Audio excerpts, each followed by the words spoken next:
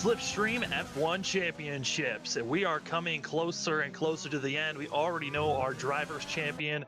That is going to be Bronson Stafford.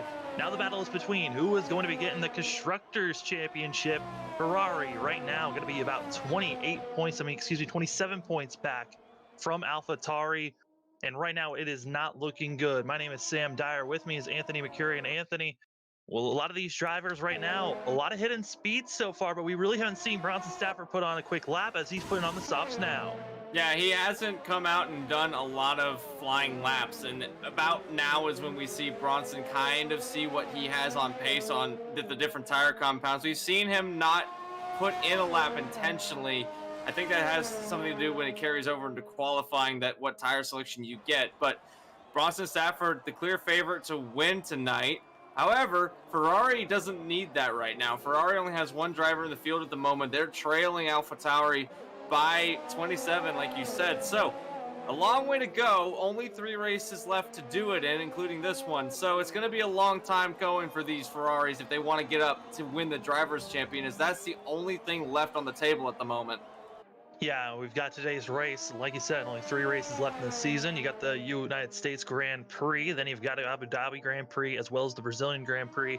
That will be the final for these drivers. 20 seconds left. Who will be able to put a final lap down? As right now, drivers that are no longer on out laps, that's going to be Matt Dyer, otherwise known as the Balded One. Right now on the Renault team, he's now out trying to put a fast lap down, as well as Spencer Hardison. Spencer Hardison, top of the board at the moment during practice. Hardison had a lot of speed that he was saving for the end of the race. He came out late and put down that fast lap. Practice is over. We're just waiting for Bronson Stafford. He got across the line, so he's going to be on a flyer. Logan Brakey, I've been impressed with the speed that he's shown, but only second place on the board. Spencer Hardison has really found a lot in that McLaren, although Bronson Stafford just purple sector 1. The question is, though, how much faster is Bronson Stafford? Because we've seen that Hardison, Brakey, and Duncan McCamick have gotten into the 133s.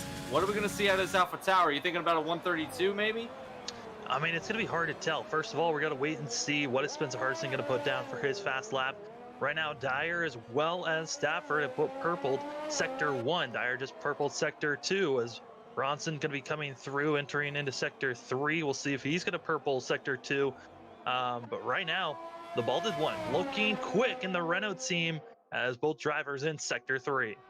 It looks like that the AlphaTauri has put down a purple Sector 2.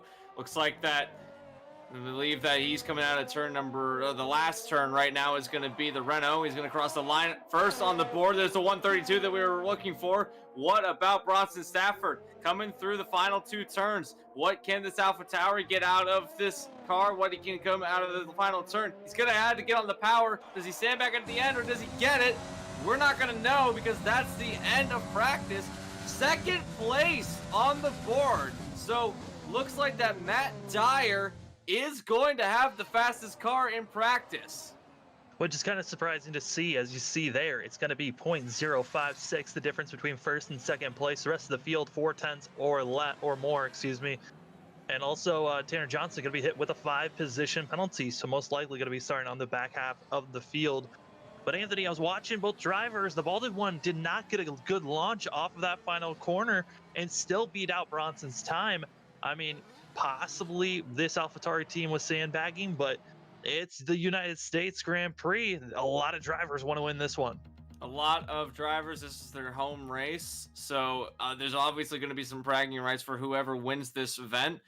Now, that being said, that time, like you mentioned, he did not have a good exit out of the final 2 turns, did Dyer. So there is a lot of speed in the final sector, I think, for the Renault team, and that's important for them.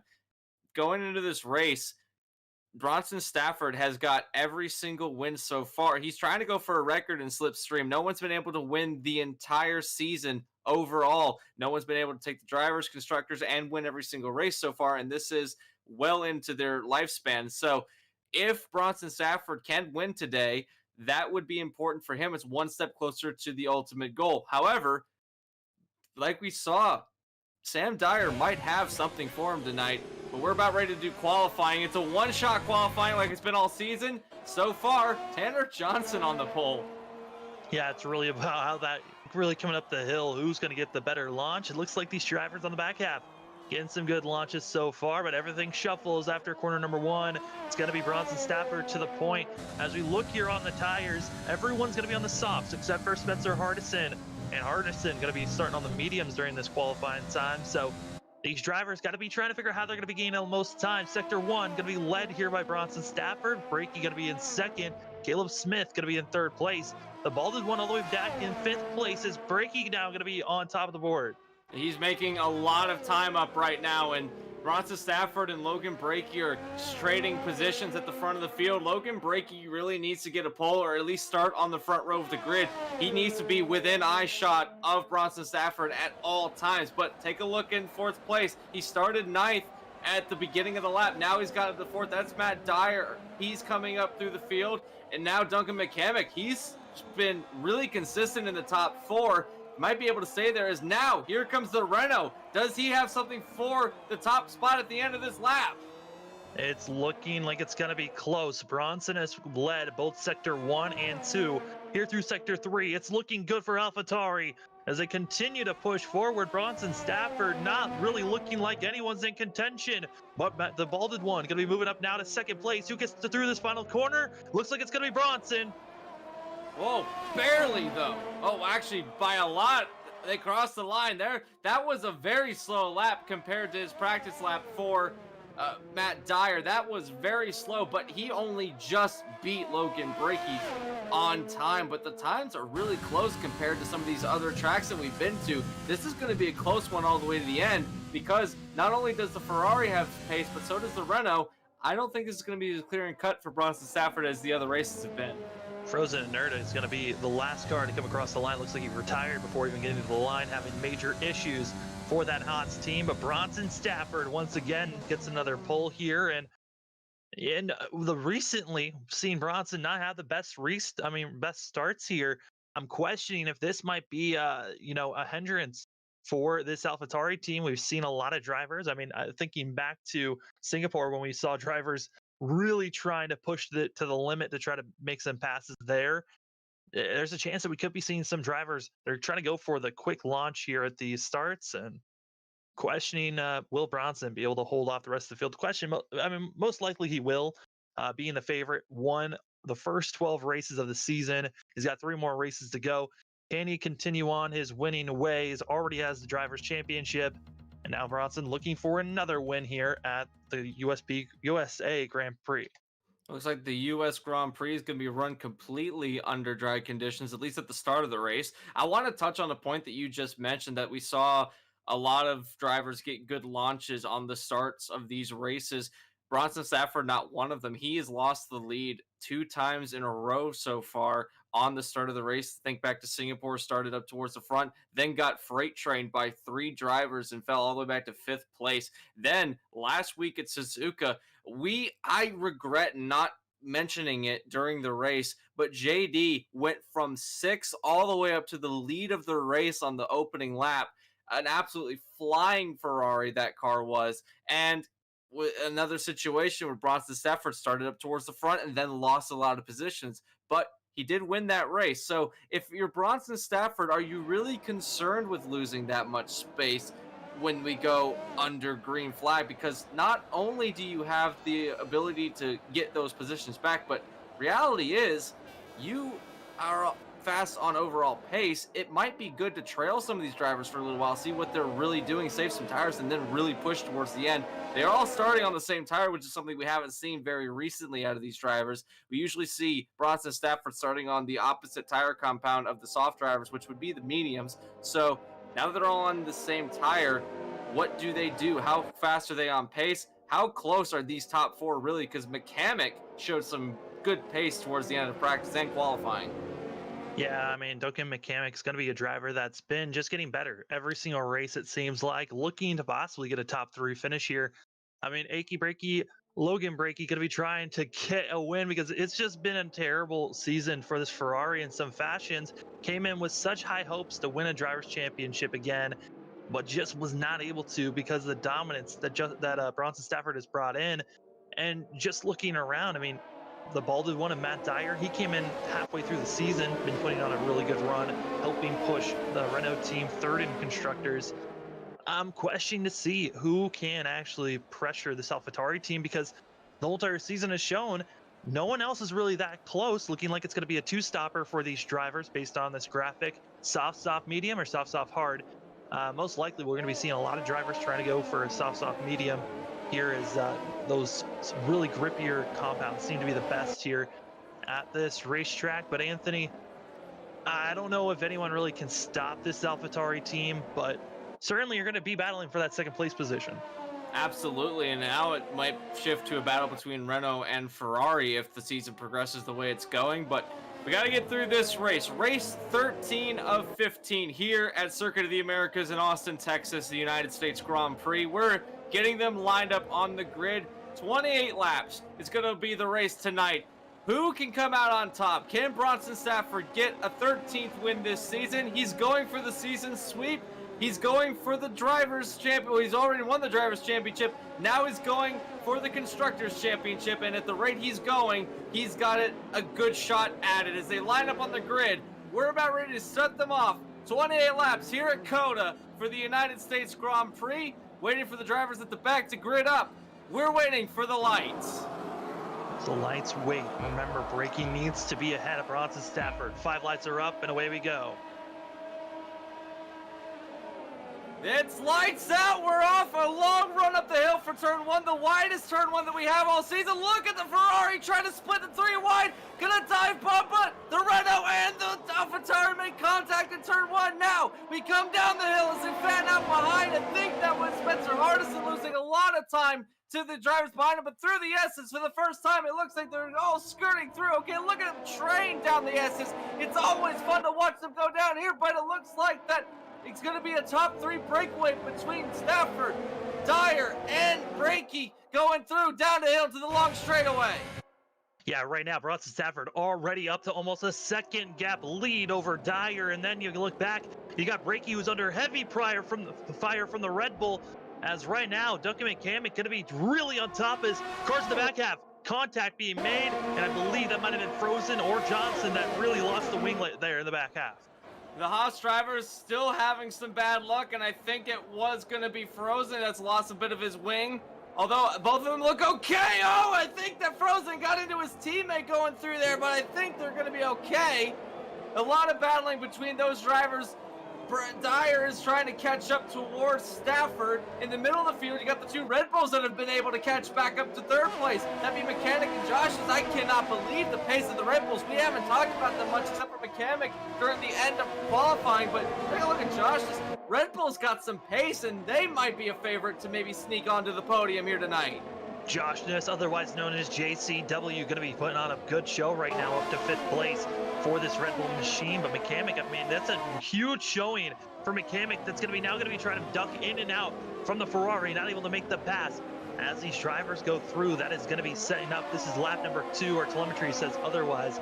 These drivers are running quick, but right now, I mean, got to give credit to Bronson Stafford. Got the launch that he needed. Yes, he was under pressure from Dyer, but right now, I mean, this is kind of what's been notorious here at this Grand Prix, is the fact that it is so hard to make any passes here. You need the DRS. You need to be close enough to even have a chance. Yeah, and a lot of these drivers are staying close to each other. That's another thing that we haven't seen since Monza, where these drivers, the top 5, you can put them under a blanket, and that includes Bronson Stafford.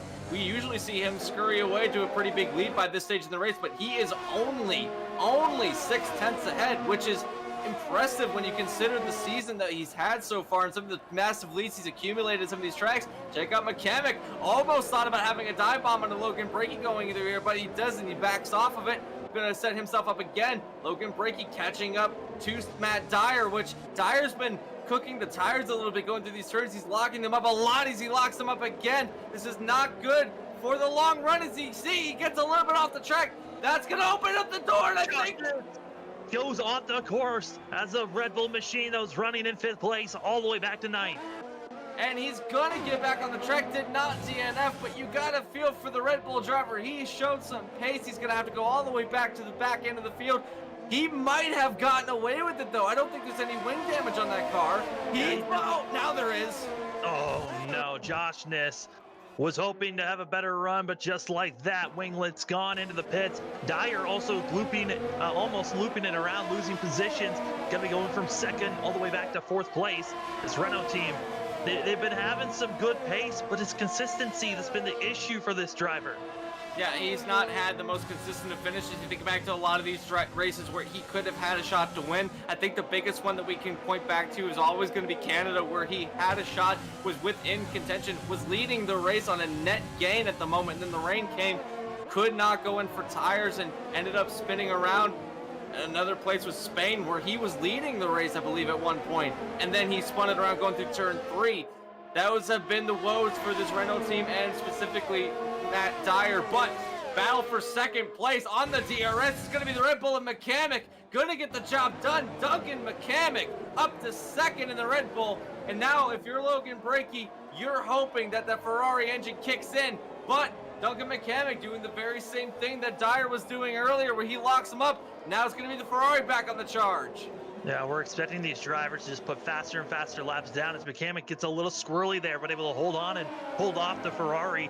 But right now, I mean, these drivers are pushing it so hard right now with the fact that McCamick, Dyer, and also Brakey have been kind of having their slight issues here or there, it's brought back Spencer Hardison for this battle that possibly could be a 4-horse battle for the lead, as Dyer going to be pulling it into the pits.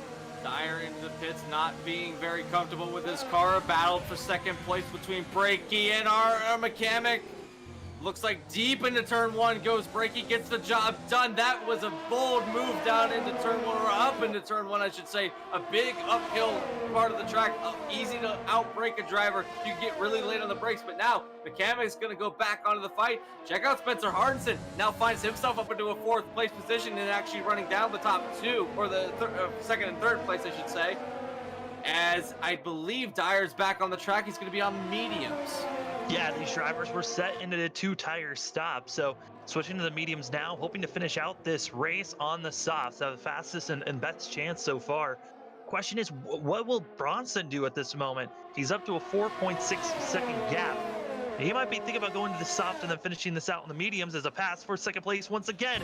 Brakey and McCamick almost making contact again coming down this backstretch. These two have been battling their hearts out these last few laps, went all the way down to the inside of the racetrack to try and block Brakey, but not enough. So now McCamick back into second place. I'm telling you what, this is the most fun we've seen out of McCamick all season long. He's wanted a place that he could put in some grid laps. Now we're seeing what he can really do at the Circuit of the Americas. He's got up to second place, although Brakey's going to have DRS again, and we've seen these drivers swap positions all the way through the DRS zones. Don't count on Hardison. Looking for another podium. Hardison's showing some speed at the end. He's also going to be on the DRS.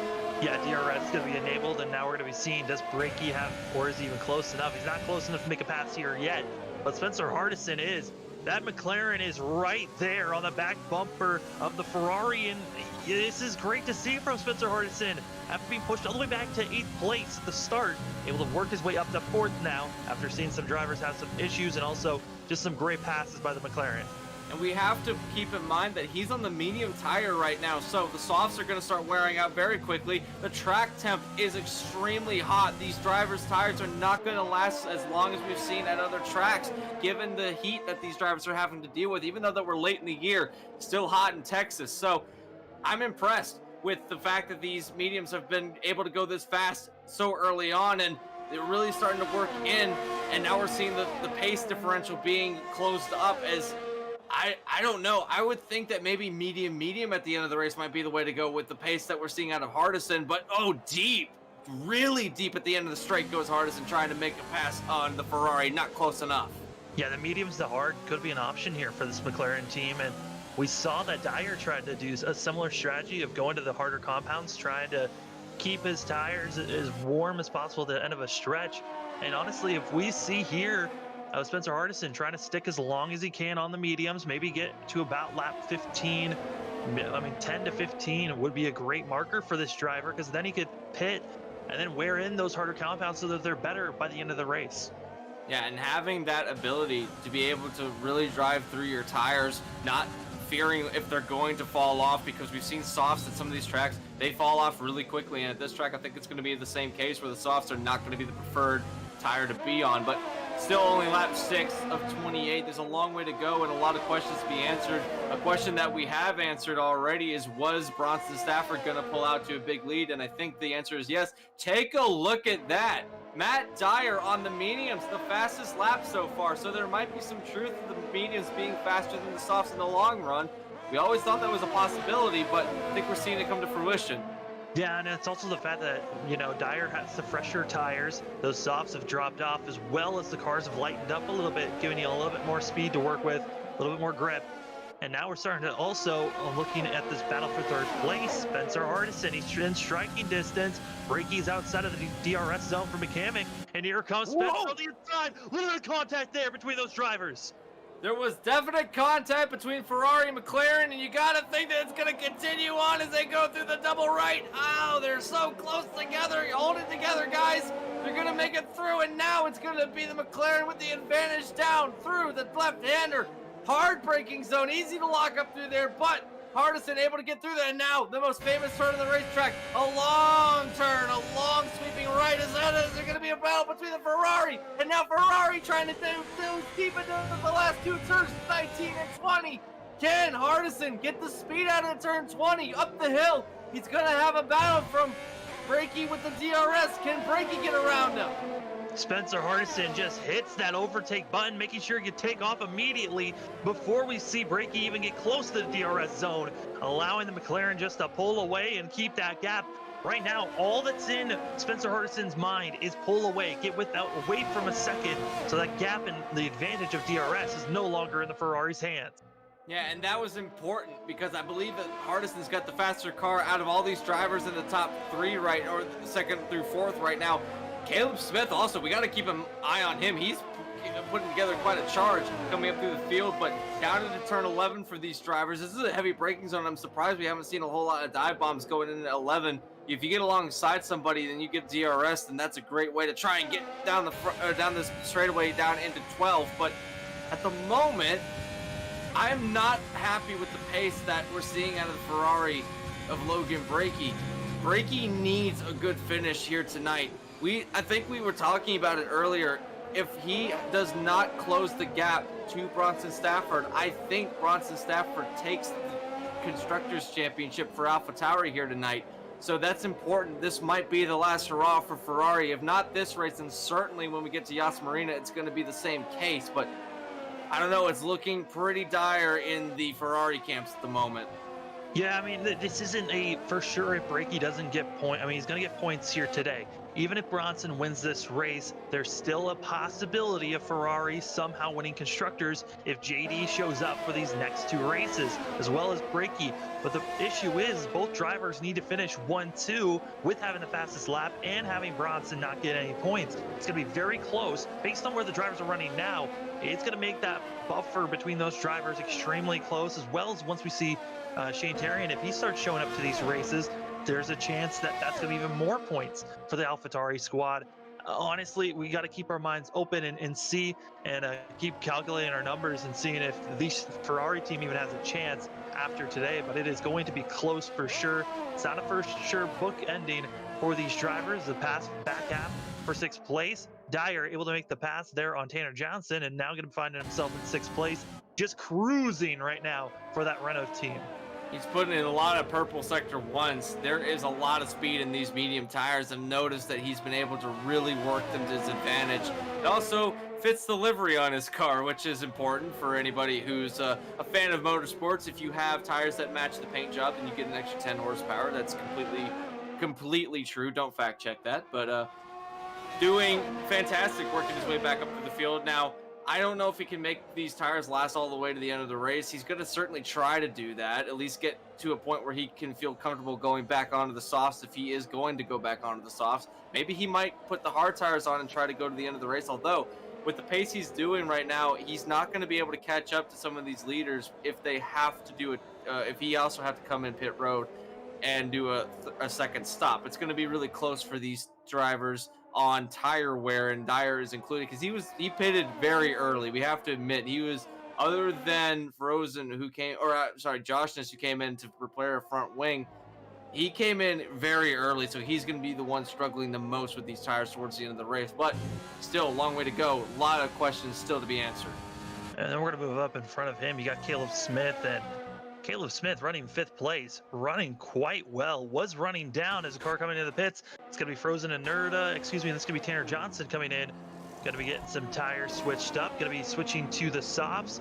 So the start of the soft medium strategy drivers has opened up for them. I think right now, Dyer might be thinking about turning this into at least one more stop for himself. The rest of the drivers out here, except for Spencer Hardison, might be going for a 2-stopper. So the opening is still there for Dyer to run these drivers down. There is. It is true. He has the chance. He's really closed the gap. He's going in through 11 right now, and Smith is going into turn 12. So it's only about that length of a straightaway back to 5th place for Dyer at the moment. So Dyer, if he can put together a fast car, he's got a fast car. There's no doubt about that. He's going to run down a lot of these drivers. And when they come into pit, he's going to gain all those positions back. My question is, though, is that once he comes back out, will he try to stretch it and go all the way to the end of the race without stopping again? Because that's about the only way that I think you're going to be able to do it without losing all those positions that you gained when those drivers came down pit road, being that you made a stop so early.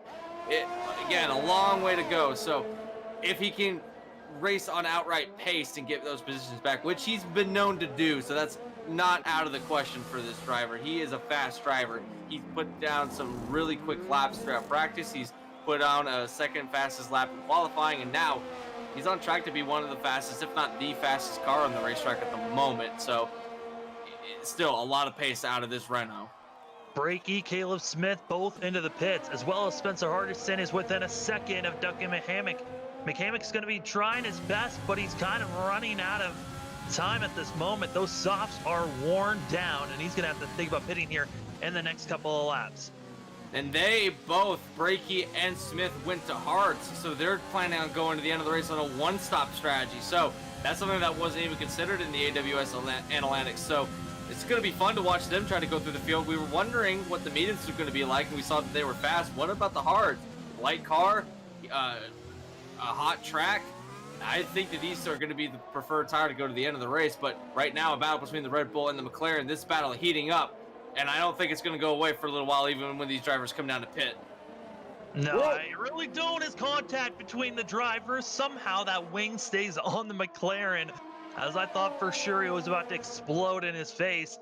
But luckily, the drivers are able to continue running on. But right now, Spencer Hardison has got to figure out how to get by this Red Bull machine, and hopefully not going to be hurting the Red Bull once if he's trying to come to the pits. But here comes that pass. That's a really odd place to try to make a pass, but it makes it work. And he's got the DRS off of that. He was still behind McCamick when they went through the zone. So now he's going to have DRS all the way up the hill. Give the second place position to the McLaren of Hardison. Going to get the pass done going through turn 1 now. Can he hold him back? I think the answer to that question is yes, because he's got the fastest car of the two of these drivers. So give that a very good pass. That was one of the passes that I mentioned earlier that you could try and get work coming out of 11 when you can get alongside of a driver and then carry the momentum down the straightaway. He was able to do it out of 20 going down into turn 1. So fantastic move by Hardison. McCamick is really struggling on these softs. If I were him, I'd come into the pits very soon. Those tires are not going to last much longer. I think they're at the end of their lifespan, and you're seeing how much faster that mediums are comparatively right now. Yeah, the McCamick's still going to have DRS, going to be utilizing them here on the back stretch, going to keep that differential within a second, but it's going to be difficult here through Sector 3, where we just saw those mediums absolutely crushing the softs on these Red Bull machines, as Spencer Hardison continuing to try to pull away and trying to gap himself over a second. It's going to be difficult, but still possible here. Also looking back at drivers, Matt Dyer has not been really able to gain much on our front 3, as he's been kind of stuck in that 4th place position, 16 seconds back. Look back to Brakey, who is also losing time on this Renault team, expecting the Renault to start gaining, though, probably in the next about 4 to 10 laps. Spencer Hardison into the pits, though, before the front 2, as also Bronson Stafford into the pits. Yeah, I'll get the name out eventually. Stafford came into the pits. He's going to be on the mediums. Hardison into the pits. He's going to go to the softs. So that's an interesting strategy on the part of the McLaren. You'd think it would be the opposite, but he was showing some pace.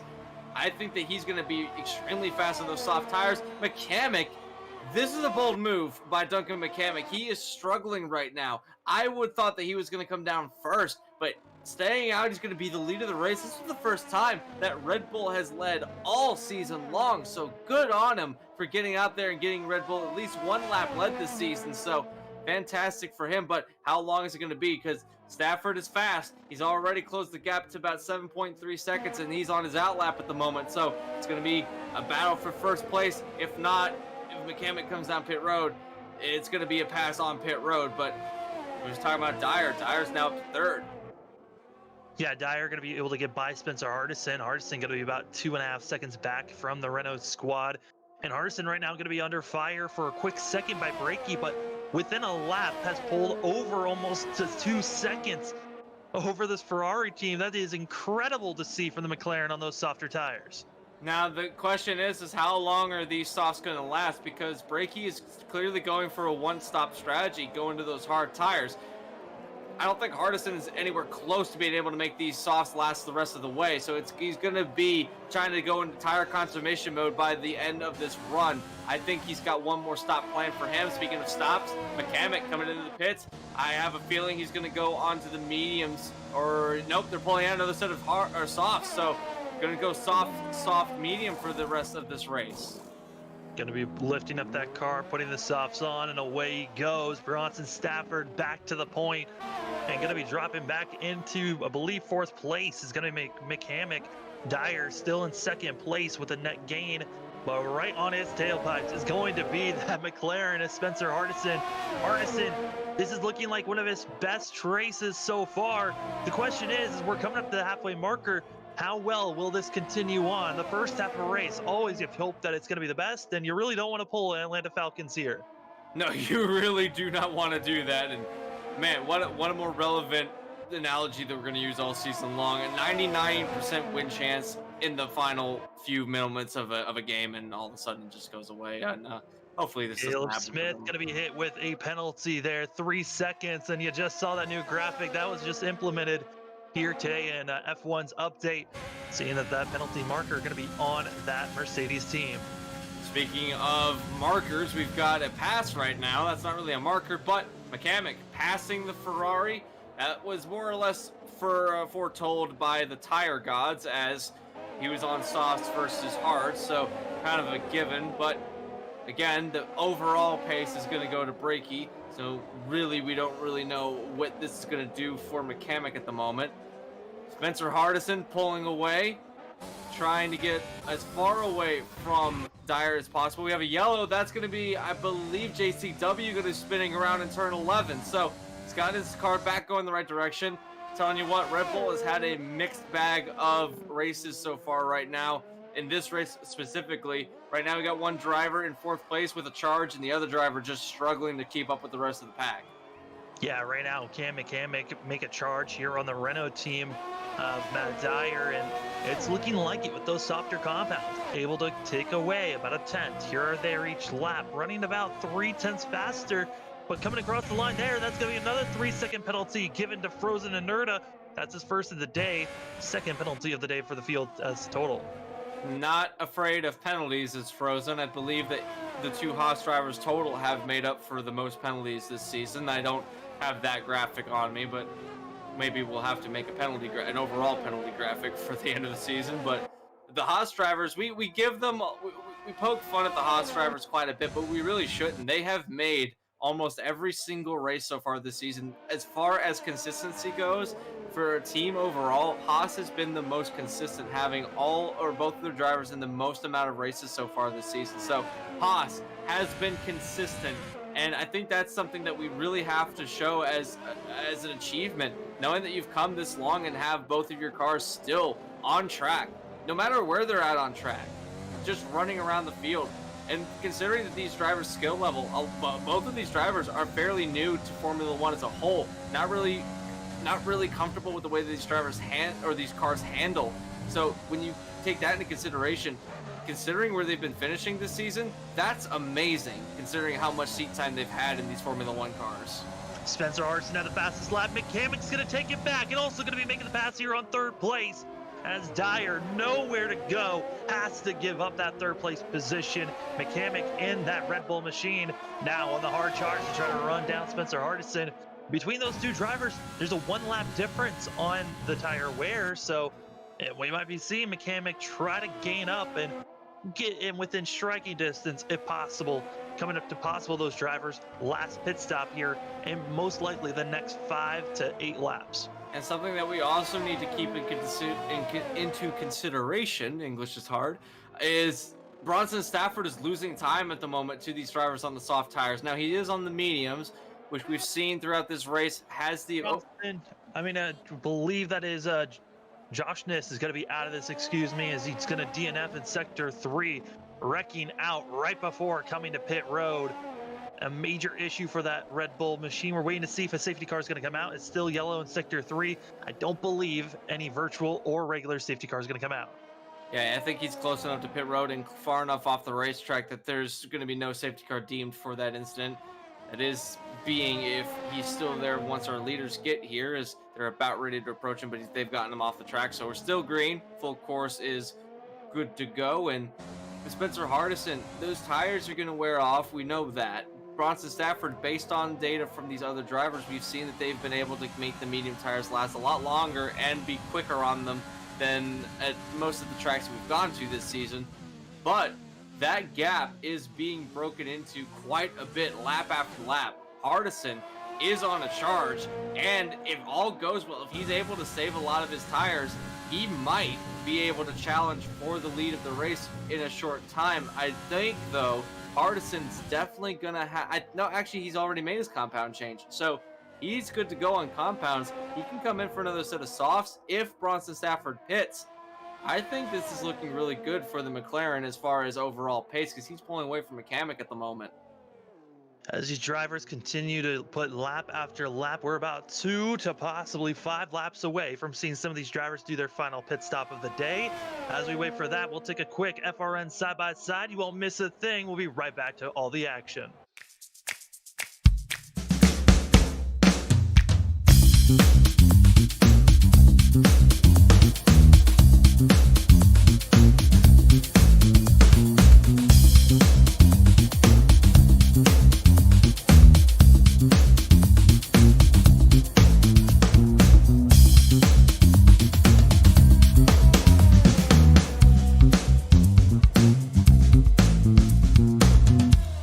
Since the VFW was founded, their mission was really to look out for the veterans community, to make sure that our nation upholds its promise to really care for the service member, the veteran, and his or her family. There are several ways that the VFW fights for veterans today. The top services include disability claims assistance, advocacy on Capitol Hill and with the Department of Veterans Affairs. We also offer scholarship opportunities, and then also volunteerism. For me personally, when I came back from Iraq, my life experience was drastically different from those around me, and the Veterans of Foreign Wars really spoke to me.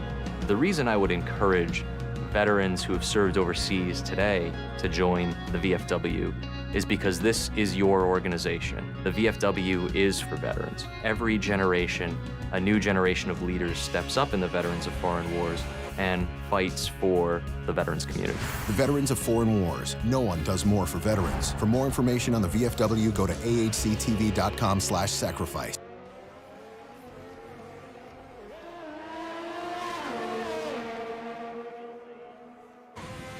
Most everyone involved in sim racing always wants that edge or even make the experience a little bit better, or in this case, a little bit more in-depth. Enter iRacing iFlag. iFlag is a simulation signal box with software designed by Peter Vostro. When you are behind the wheel in iRacing, your eyes are looking down the track or maybe even in the rear or side view mirrors. You may not notice or even hear when the caution comes out, when your car is damaged, or if you get black flagged, or even notice the car beside you. Yes, iFlag will point out the signs and tell you where that car is. It just makes iRacing more real and can help you become a better driver. We also offer iRacing iFlag Digital Pit Box.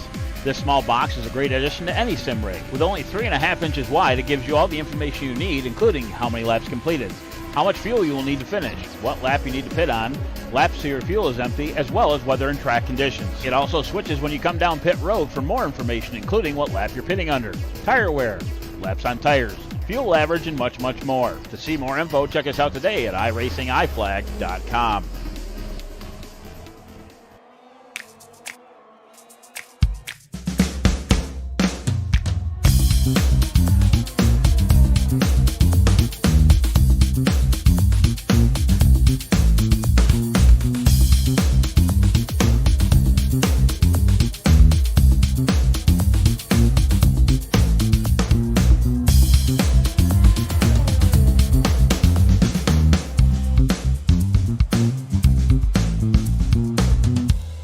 Since the VFW was founded, their mission was really to look out for the veterans community, to make sure that our nation upholds its promise to really care for the service member, the veteran, and his or her family. There are several ways that the VFW fights for veterans today. The top services include disability claims assistance, advocacy on Capitol Hill and with the Department of Veterans Affairs. We also offer scholarship opportunities, and then also volunteerism. For me personally, when I came back from Iraq, my life experience was drastically different from those around me, and the veterans of foreign wars really spoke to me. The reason I would encourage veterans who have served overseas today to join the VFW is because this is your organization. The VFW is for veterans. Every generation, a new generation of leaders steps up in the veterans of foreign wars.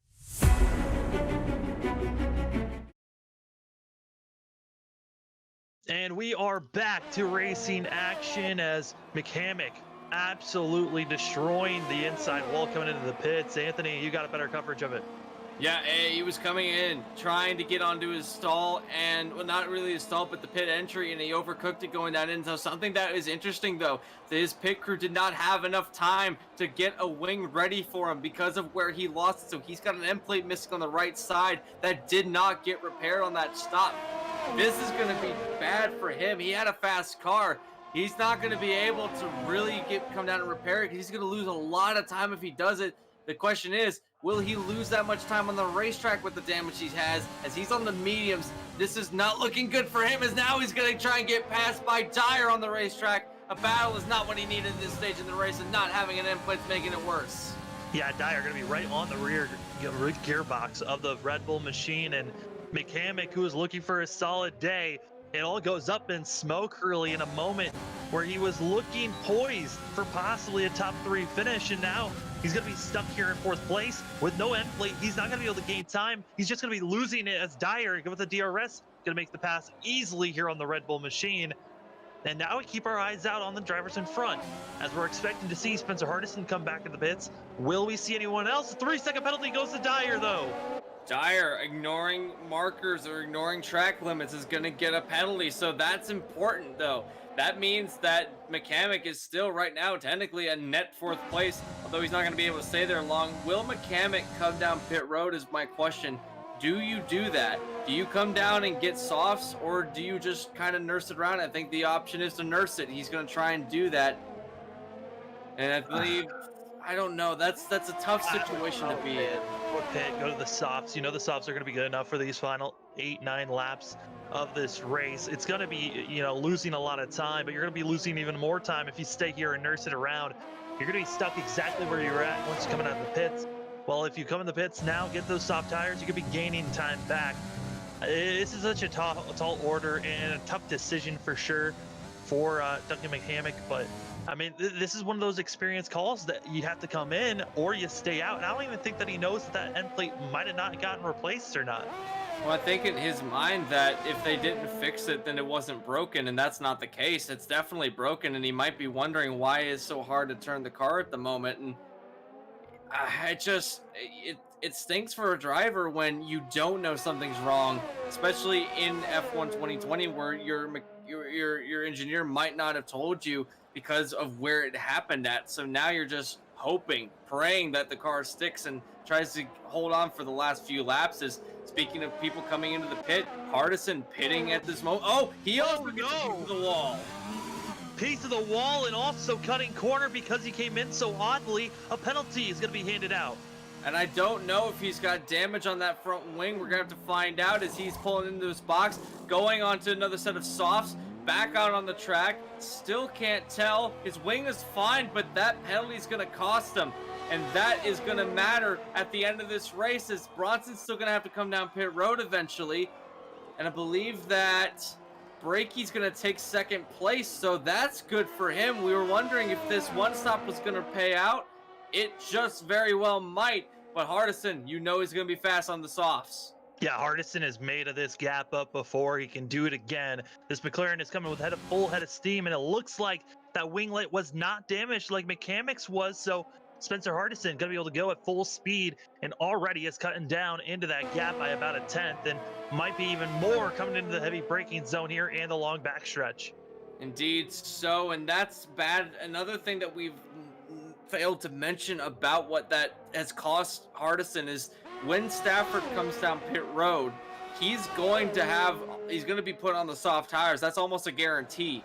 So all that time that you made up, he was down to 4 seconds. He was chopping away at the gap consistently. He was set to poised to chop at the gap even more on aggregate, and now that's all been taken away by that miscue, and he's now got a Ferrari to deal with. And for Brakey, this is a do-or-die situation. You don't need to come down pit road since you're on the hards, but you really got to hold back Hardison if you want to have a shot and get Ferrari the most points possible.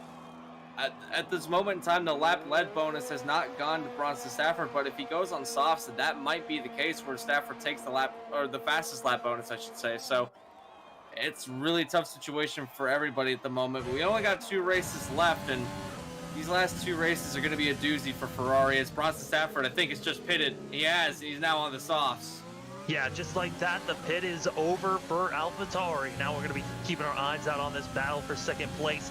Also, back half of the field, Caleb Smith going to be under fire by Frozen and Nerda, but that's just because Caleb Smith just came into the pits for soft, expecting him to start pulling away, as Brakey under heavy fire now from the McLaren. McLaren trying to get on the podium. They're poised to be on the podium, going to try and make the pass done, although he's made the pass a bit too early, I feel, because now Brakey's going to have DRS going out of turn 11. Now, does Hardison get a better launch? Yes, he does. So I don't think that even though that Ferrari's on the DRS, he's not going to be close enough to make a move down to the 12, and that is crucial if you're Hardison. Yeah, and I'm keeping my eyes out on the telemetry. Dyer is closing in quickly as well on these harder compounds, as Dyer's going to be on the fresher mediums compared to the 11-lap hards. Yes, the harder tires get better as time wears on these tires, but at some point, you're going to be just still losing a lot of time. Right now, Spencer Hardison is thinking, I got to get ahead of 3 seconds of the Ferrari, and then Dyer's thinking, I got to catch up, and they also do the same exact strategy as well, as pulling over 3.5 seconds. And Hardison and Stafford are running similar laps right now, so that penalty is going to hurt him if Hardison is able to catch up to Stafford. Stafford might be able to win this race based on the fact that he doesn't have a penalty. And that also plays into Logan Brakey. He doesn't have a penalty either. Almost every single driver on this grid right now has got a penalty, a 3-second penalty that they're going to have to be assessed at the end of the race. So that being said, Logan Brakey might be able to sneak out of here with something, although Hardison is about ready to pull away. Matt Dyer trying to close in the gap. McCamick into the pits with a front wing replacement, finally getting the wing replaced on that car, going to the soft compound, and that was, I believe, a wise move, as that was going to be a long time coming for that driver, or it's going to be a major uphill battle for the Red Bull. Now he's going to be much faster. He's a long ways back, but I think 5th might be the best he's going to get. Caleb Smith going to be putting the fastest lap down so far this race, a massive lap, as we're coming to a total of 6 laps to go. Wow, that Mercedes crew, they might be on the back half of the field. They might have a penalty, but that was a screaming quick lap time.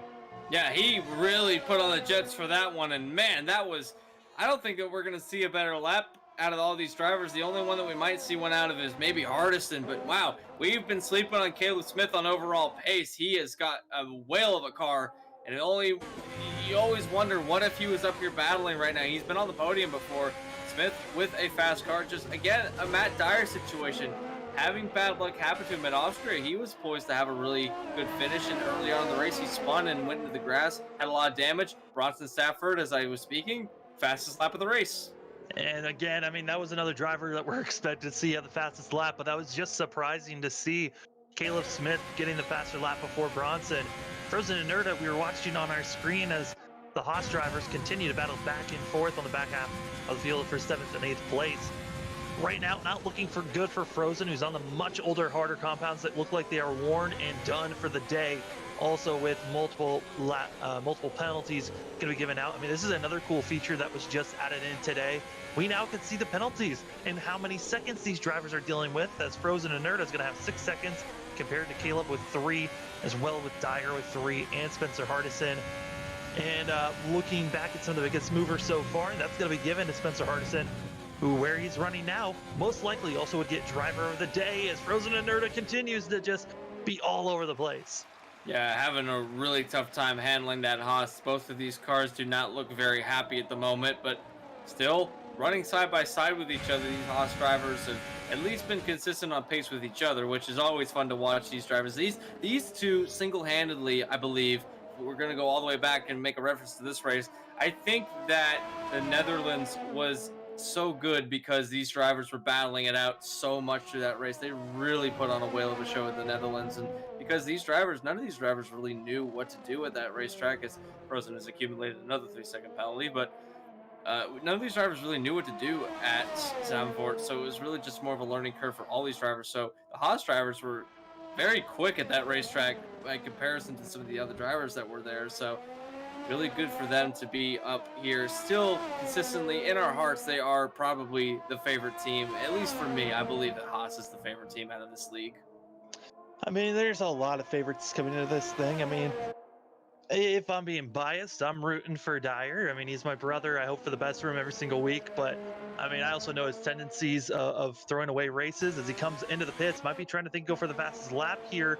Is going to be the vaulted one as he gets onto those softs, about to take off.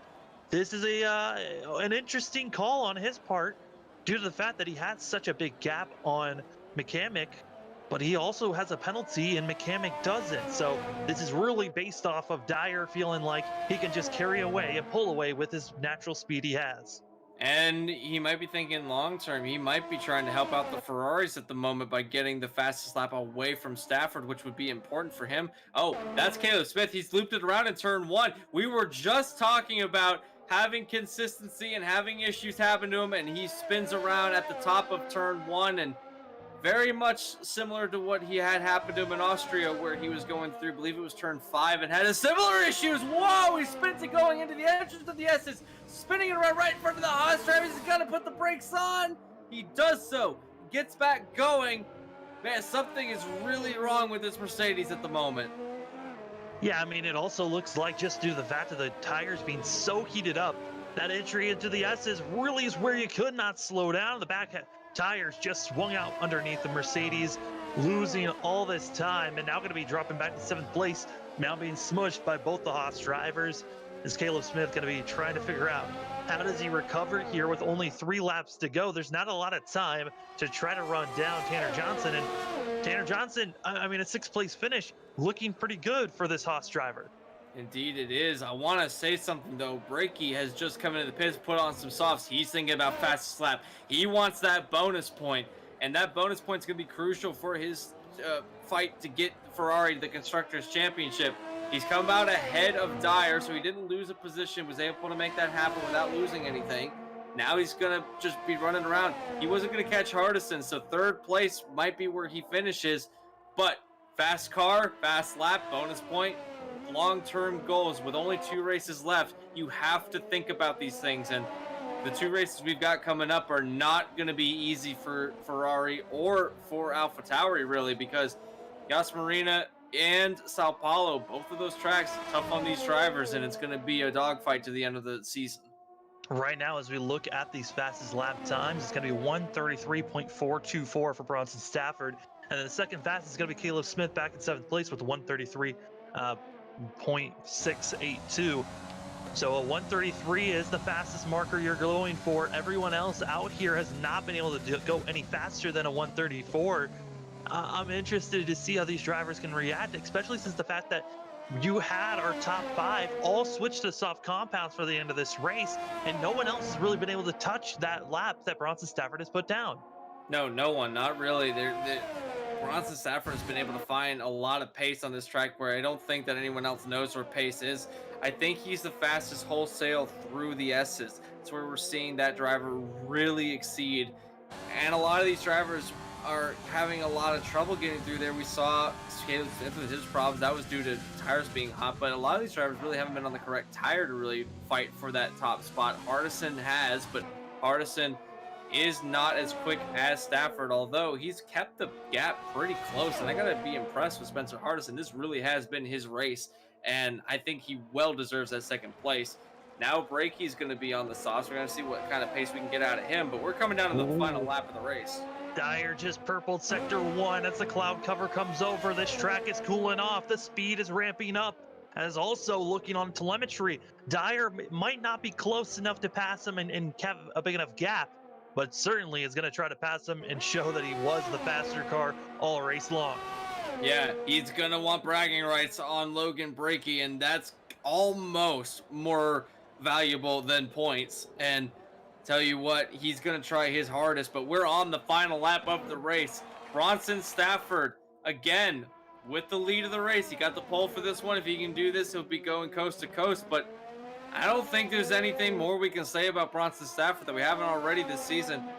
All in all, just the most consistent driver throughout the season. And it's not like he's had the overall pace out of a lot of these races. There were some races where he was one of the slower cars. He's just had the pace to keep up in the lead of the race. Consistency. Consistency, consistency, consistency. That's what you need. Logan Brakey fastest lap, and then it was stolen by Dyer. Yeah, just like that. I mean, you talked about possibly this was going to help Ferrari. It backfired. It actually is going to be the vaulted one of Matt Dyer, who decides, I'll take the fastest lap from you, who's trying to run down the Ferrari down the backstretch. It's sector number 2, though. We're on board with Bronson Stafford. And you're right, Anthony, we've really talked about this AlphaTauri team. It's legitimately been just Bronson Stafford trying to take in all these points. He's gained over 300 points in total just for himself, trying to help this team get the Constructors' Championship. As another penalty goes to Caleb Smith, who is now going to be back in 7th place. Another incident going to be in front of our leaders. I believe that was Smith as well, having issues. But Bronson Stafford, these final 2 corners, it's just been a dominating fashion all season long. Win number 13 in hand, Drivers' Championship, and now looking even better to be getting the Constructors. A win here in the United States for Bronson Stafford. He takes the U.S. Grand Prix. Fantastic drive for AlphaTauri. They're looking well on their way to not only a season sweep, but continuing to lead in the Constructors' Championship. But Logan Brakey, can he take away that fastest lap from Matt Dyer? Coming through 19 and 20. What can this Ferrari driver do? Does he have anything left? He's going to be on the podium. Does he get the fastest lap? No! Cannot do it. He is not going to get the bonus point, but more importantly, neither is Stafford. Yeah, Stafford not going to be getting that bonus point, but pushing that Ferrari all the way back to 3rd place. That was probably, I mean, yes, it's not the complete worst thing that could happen for Ferrari, but it certainly was not what was needed for him and this whole entire team to have a chance for Constructors for these final 2 races.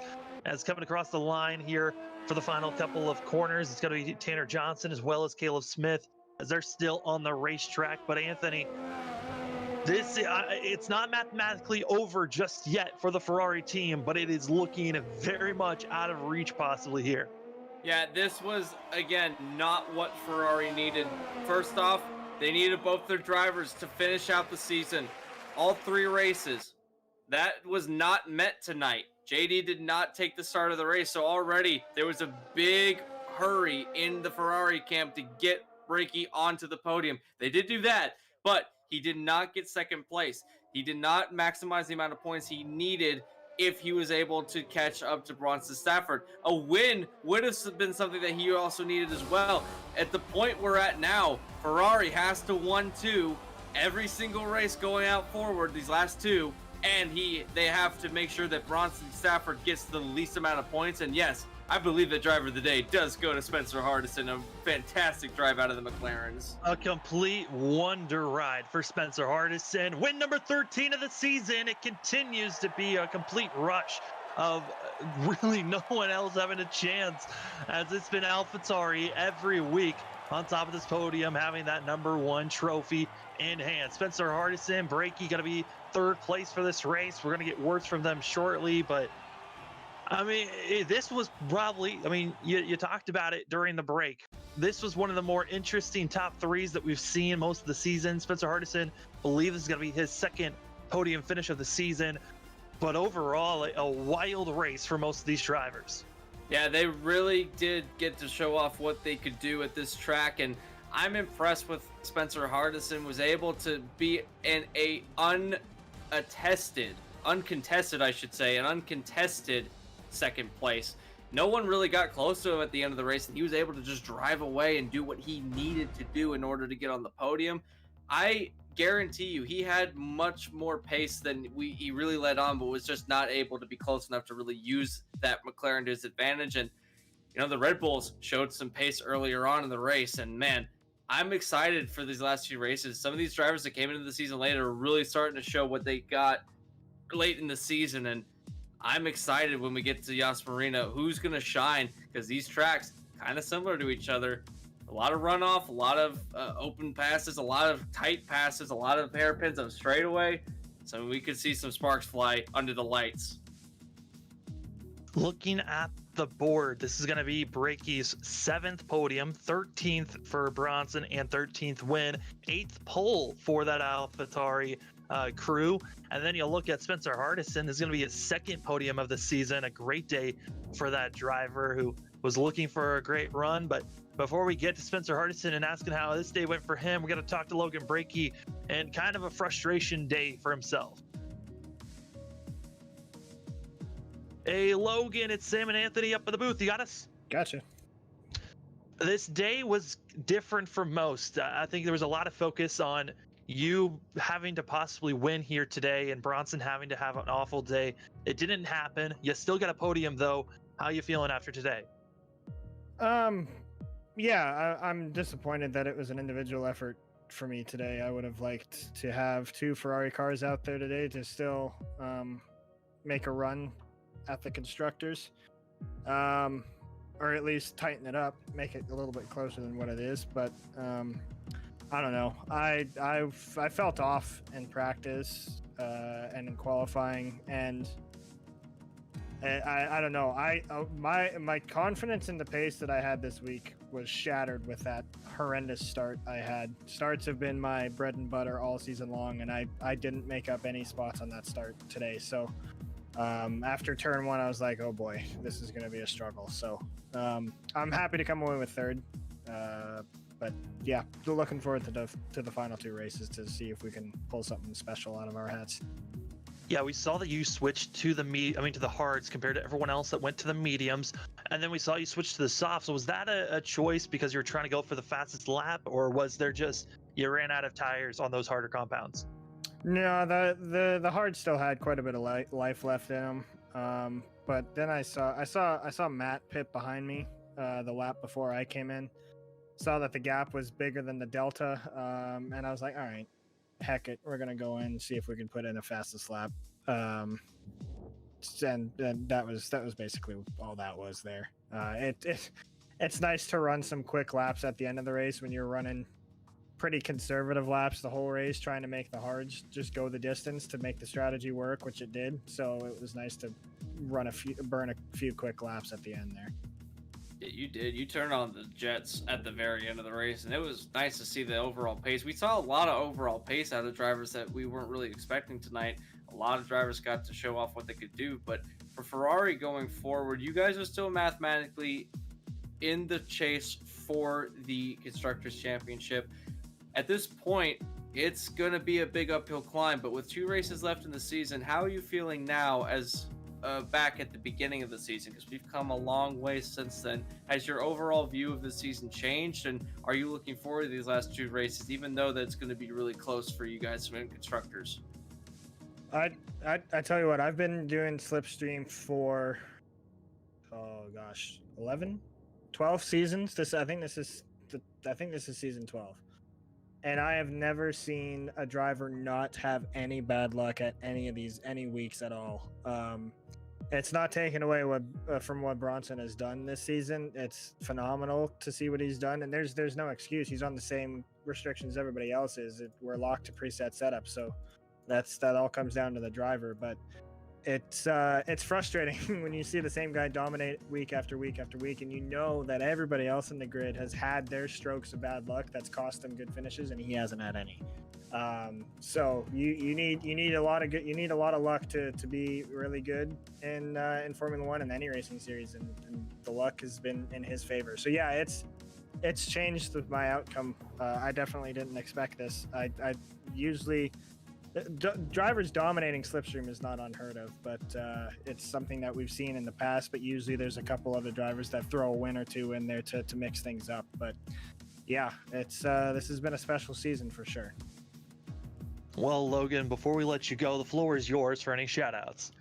I want to give a shout out to Spencer. He drove a heck of a race there. He's come. I mean, he started his first race here was Bahrain. Yeah, Bahrain.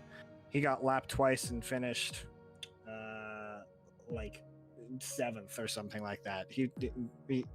It's night and day compared to the pace he has now. So he's improved a whole lot over the course of 8 races. And it's been, well, actually it's a little more than that. It's more like 10, 12, but still it's been phenomenal to see, and hats off to him. Proud of him. That's a heck of an effort. I actually let him go there towards the end of the race, see if he could run down Bronson and see if he could knock him off the top step, but just ran out of time, or just ran out of tire life, it looks like. But yeah, shout out to him, shout out to the guys for showing up week after week, shout out to you guys for putting on the broadcast, and looking forward to these next 2 weeks. That's going to be Logan Brakey in the Ferrari, getting a 3rd place finish here. And Logan, we'll talk to you at Abu Dhabi next week. Yes, you will. Sounds good. And now we're going to be bringing in the man that got driver of the day and just continued to surprise us all day. That's going to be Spencer Hardison. Spencer, it's Sam and Anthony. You got us? Yep, I got you. I mean, that you were driving the wheels off of that machine here today. How did it feel on your part, though? I mean, honestly, like I didn't expect to have that kind of a night, but it definitely worked out well. I definitely made a mistake trying to 2-stop it instead of 1-stopping it. That shows you that I'm still learning the game. Only having been doing an F1 game for I think 2.5 months now, whatever, since we ran Bahrain. I had the game like 2 weeks before that, so definitely shocked to be here. To be completely honest with you, would have never thought that I would have 2 podiums that were both 2nd places now, but definitely a good night. Yeah, I mean, like you said, 2 podiums, really starting to carry that momentum further and further along. What was it about this track that you just felt comfortable with? Because it seemed like you were just cruising, and at one point you were running down Bronson almost within 4 seconds. Honestly, Sam, I have no idea. I hated this track. Anytime I've done my career stuff and all that stuff, I hated this track, and the past 2 or 3 times that I've ran it, I've started to kind of figure it out, and I guess it all just kind of came together tonight. But yeah, I've hated this track. I figured that I would run about 4th since JD wasn't here tonight. Didn't expect to be 2nd, but I'll definitely take it. Hey, you had one heck of a run. I don't think we can compliment you on this run enough. You had that McLaren screaming the entire night. Overall pace was phenomenal. What does that set up for the last 2 races for you? Because we're going to Yas Marina, and then we're going to Sao Paulo and Interlagos. So it's going to be a lot of the same type of track at Yas Marina, and then we go to Sao Paulo, which is small and fast. Given that you've come so far with your driving, I suspect we're going to see this McLaren up at the front for these last 2 races. How are you feeling going to those races? You think you can do that? Well, hopefully that goes from your lips to God's ears, and that actually happens. Abu Dhabi's another one that I felt the same way that I did about, the U.S. here. Don't really like it. Maybe I haven't. Well, actually, I ran it a couple of weeks ago, and it was a little bit better. So maybe it'll start coming together to kind of the same way that this one did tonight. I really like Brazil, so I'm really excited about Brazil. But definitely going to have to put in a little bit of time for Abu Dhabi and see what we can come up with. But I mean, it's feeling good. I mean, definitely being able to keep somewhat of a, consistent gap between Bronson and I, because Bronson's just so dang good at this game, and he's so fast and iRacing and on this. and just to be able to keep that gap was huge, you know, confidence-wise and all that kind of stuff. So I'm excited for these last 2 races. Wish we had a few more. You know, like y'all said, putting some momentum together. So I'm looking forward to it. Spencer, before we let you go, the floor is yours for any shout-outs. Shout out to you guys. You know, you guys do a great job with all the leagues that I run that you guys broadcast. It's second to none. You guys are head and shoulders above pretty much everybody as far as broadcasts are concerned. And, you know, shout out to Logan for obviously putting on Slipstream and doing such a good job with that.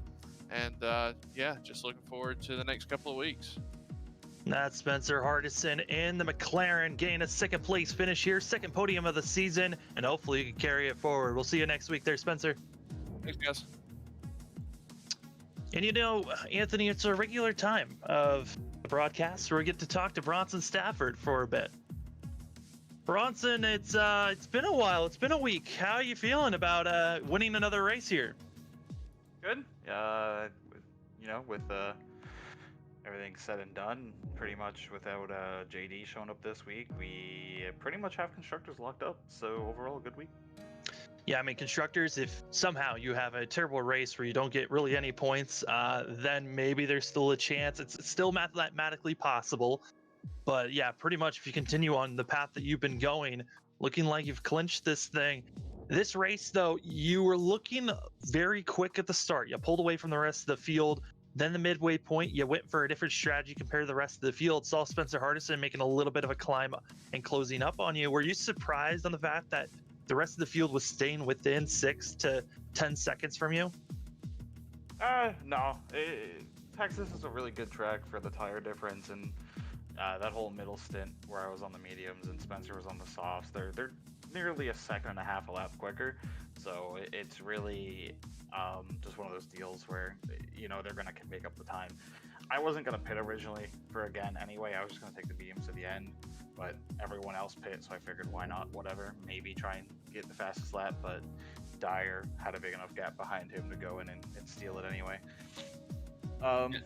But yeah, no, Spencer had good pace tonight. It was he was quick, and I think if he would have taken those mediums on the get-go to about lap 17 and then thrown the softs on, I think he could have finished even closer, let alone maybe even you know, throw a challenge at me or so at the end of the race. So yeah, it was getting close to the end of the race. We had contemplated that if you hadn't pit, maybe that he would have, or if you did pit, he had to pit a second time, that maybe he would have been close enough, but not quite here. So you do take your 13th victory of the season. You're going for a record. You have stated before that you're going for winning all races this season, something that hasn't been done in Slipstream yet.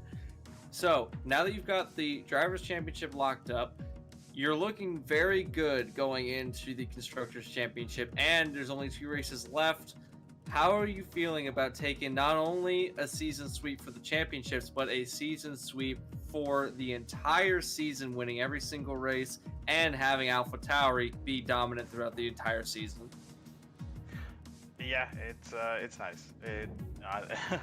There's been seasons of this before where like so much bad luck has happened or whatnot, but it's kind of just been, this has been a really clean season. There hasn't been like any leg issues and whatnot like the old games used to constantly have when we used to run on the 360 and even early Xbox One days and whatnot.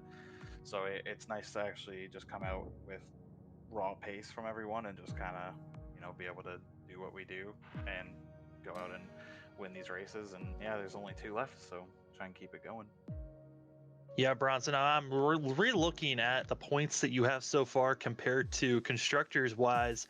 I mean, you've got over 300 points. You almost have more points than Ferrari yourself. I mean, it's such a dominating performance this season. I think if you keep on winning these last 2 races, you might be able to point your way just by yourself, carrying AlphaTauri on your shoulders to beat out Ferrari constructors wise, which is so impressive.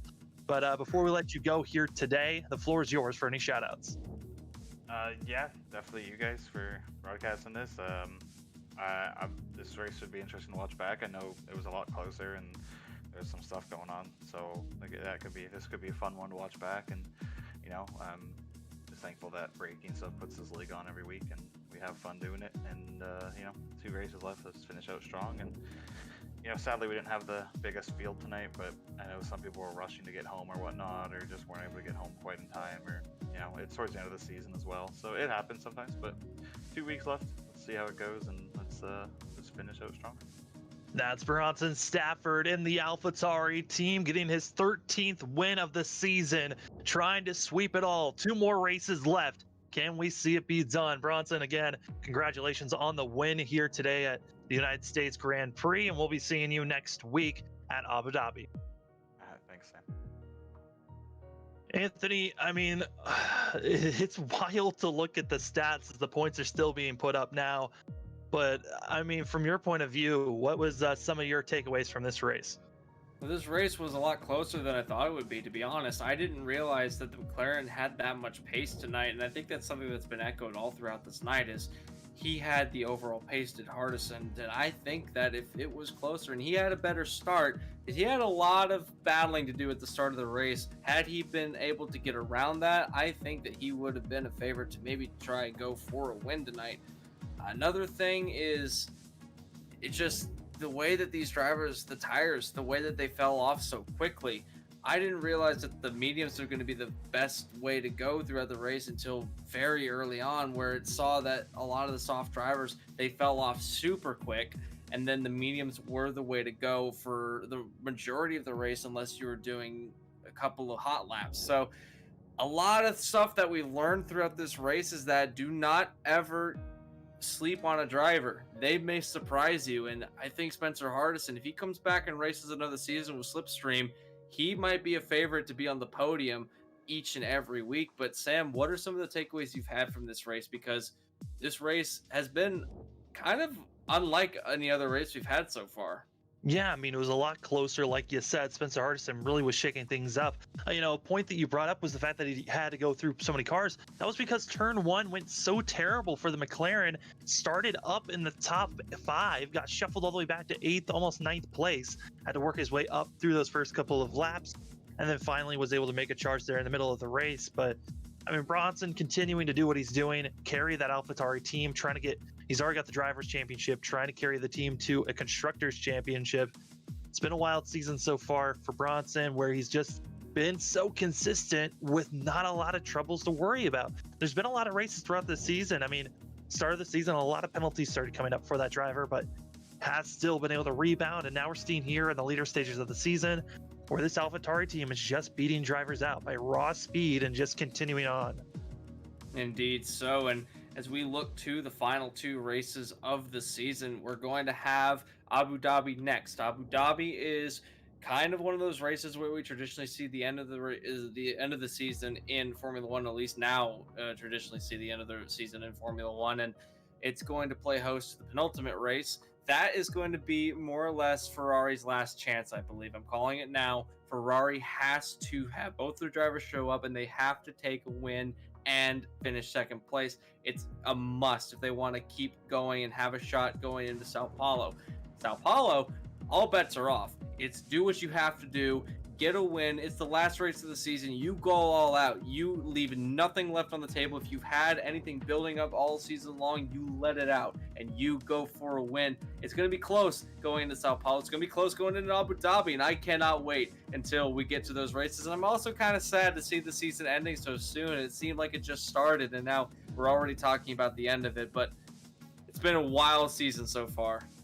It really has. Looking at the math going into next week, Bronson just needs to get a win. If he gets the bonus point, he needs to have Brakey. If Brakey still wants to have a mathematical chance, I believe that that team needs to at least get a 1-2 finish next week if they want to still have a mathematical chance. If not, if Bronson wins next week, its constructors is over practically. The points gap is so massive. If Ferrari does not make a dent in this gap, constructors goes to AlphaTauri. They already have the Drivers' Championship for Bronson Stafford, and the season is coming to an end very shortly. Anthony, like always, thanks for being up in the booth. I know this one was very intense for moments there, but overall, thanks for in the booth like always. It has been a pleasure, like always, Sam. I'm loving that we're getting to do this together. We have Formula One on Mondays, but soon it's going to be over, and I'm so sad that it's going to be over because I really enjoy calling these races with you. And I don't know what I'm going to do Monday nights, and it's going to be kind of the situation we had last week when another series ended. But again, thanks for having me on FRN. I don't know why you guys put up with me even to this day. It's kind of shocking, but thanks again, everybody. It's so much fun to be here.